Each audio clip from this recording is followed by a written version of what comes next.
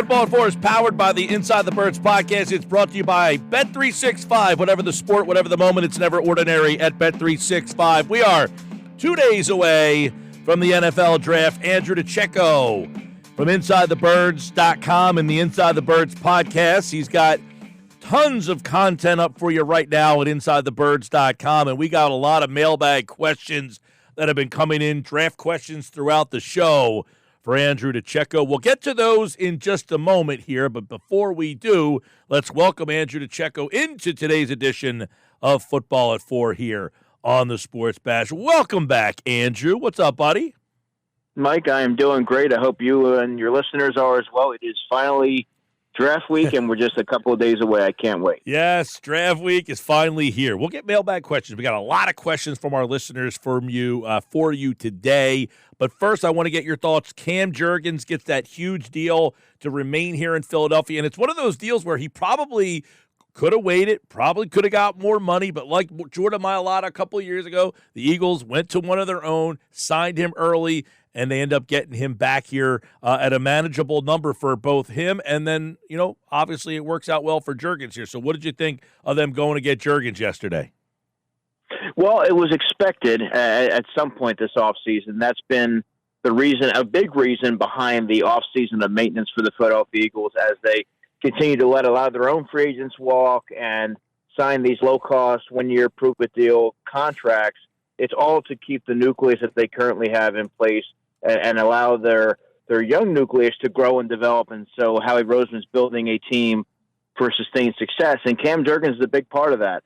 He signs a big deal, and now he's the second highest paid center in the NFL, and a great story of development because when they drafted him, there wasn't really a spot for him. Obviously, Jason Kelce was there, and Cam Jurgens sort of waited in the wings. He's played right guard, kicked over to center, and is one of the best in the game in just a minimal amount of time. And I think that shows you the trajectory of his career right now. And I think he still has a lot of – I still think we have yet to see his best, and the Eagles lock up one of their own. Yeah, and obviously getting him back, you get your whole offensive line back except for that right guard spot, and I guess that will be a story on Thursday night. Do they want to target right guard or in this draft, Andrew, or do they like what they have there with Tyler Steen and obviously Kenyon Green, who they brought in here? Would right guard be a spot or somewhere on that offensive line that you can anticipate seeing even on Thursday night?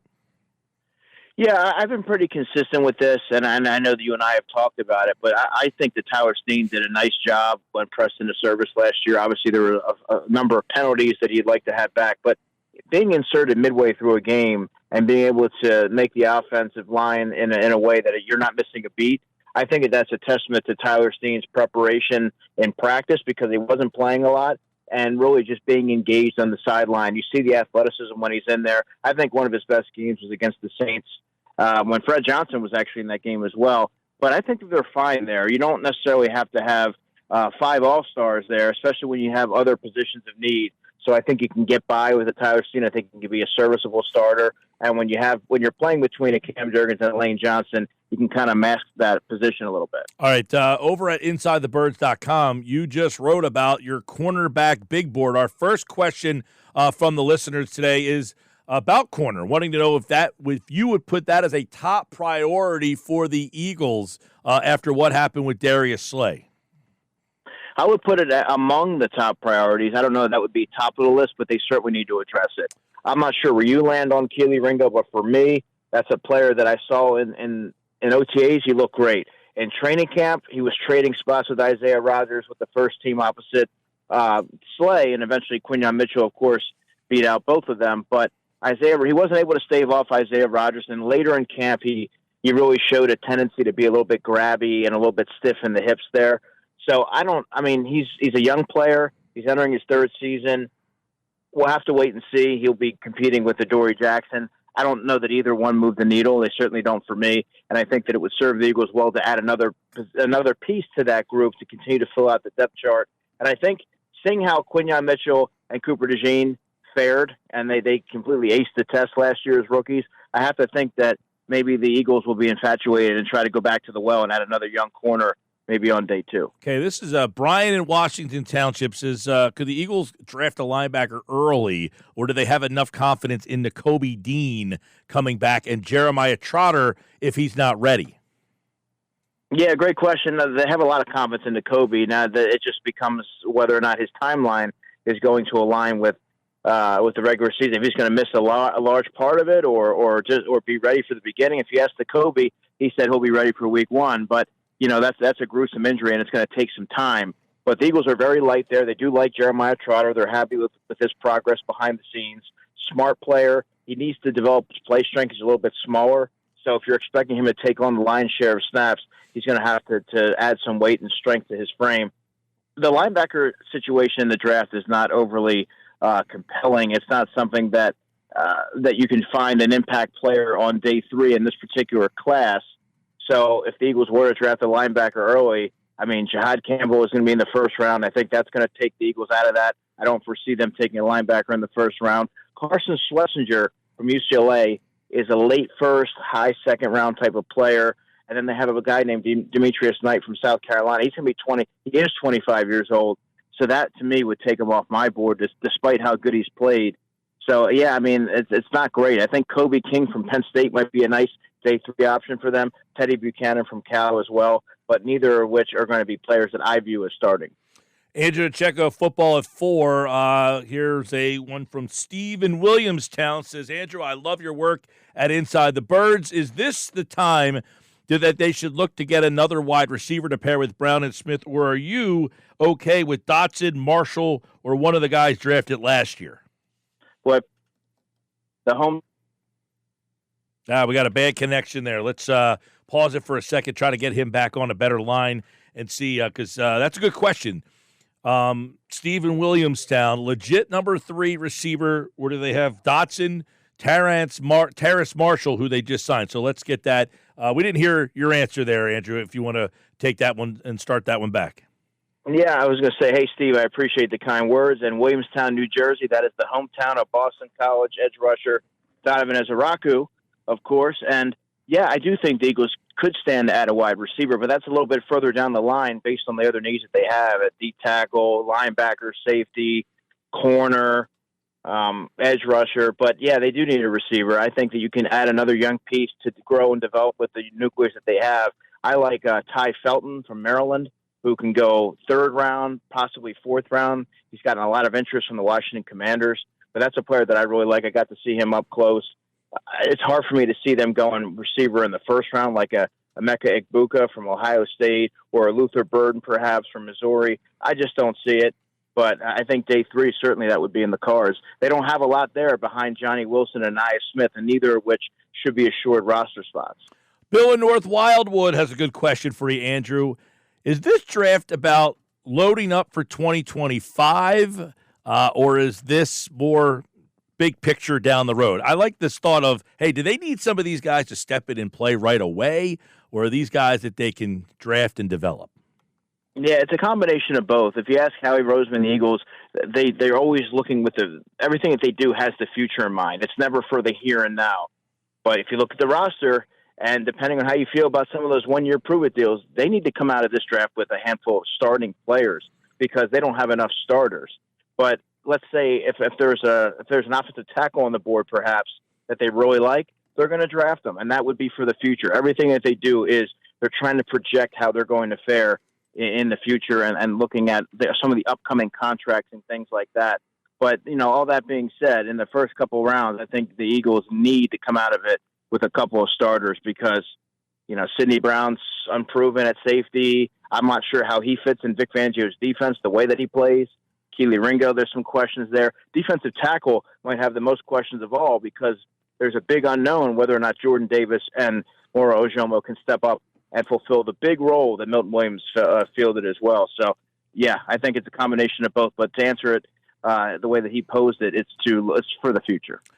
Pat in Brigantine says, Andrew, always love hearing you talk draft on the show. Thank you, Pat. He wants to know if you have 3 or 4 guys in mind that could be there at 32 that could help this team right away. Thanks a lot, Pat. I appreciate the support. And there's a handful of players that I could see at 32 if the board falls a certain way. Now, Walter Nolan, the defensive tackle from Ole Miss, is the player that I think would fit the Eagles best. There's a path for him to get to 32, but he's a mid-first round pick if he checks off all the boxes with other teams. and they're okay with the off the field stuff.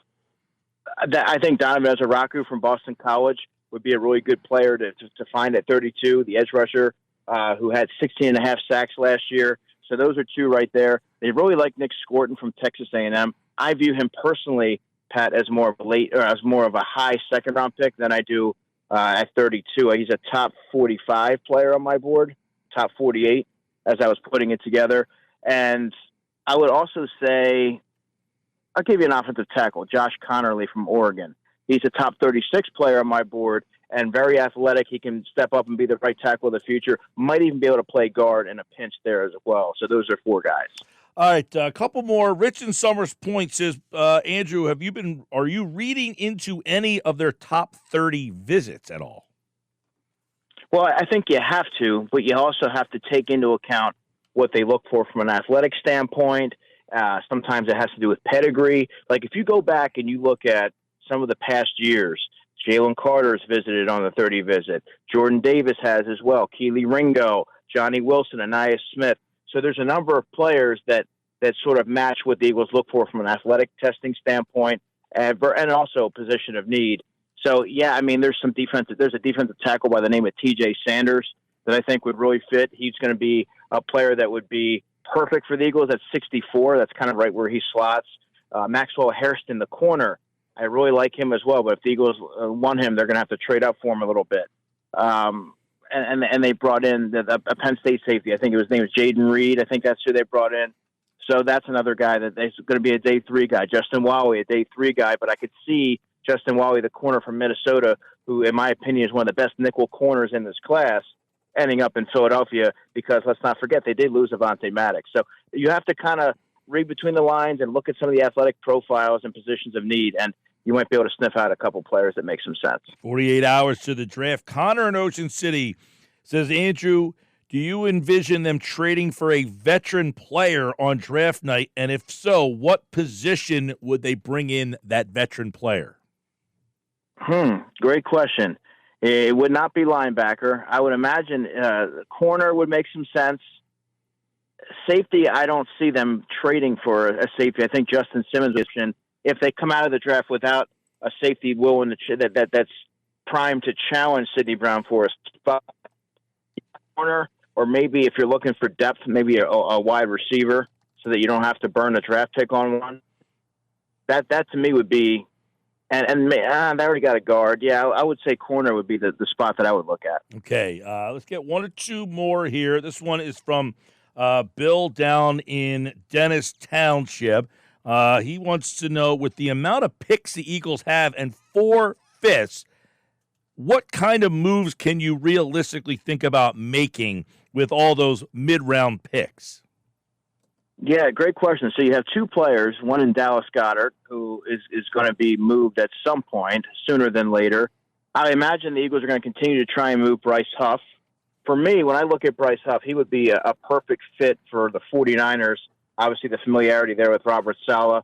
We'll have to wait and see. The Eagles don't believe the story has been written on Bryce Huff yet, but I don't think that's going to preclude them from trying to move off of that.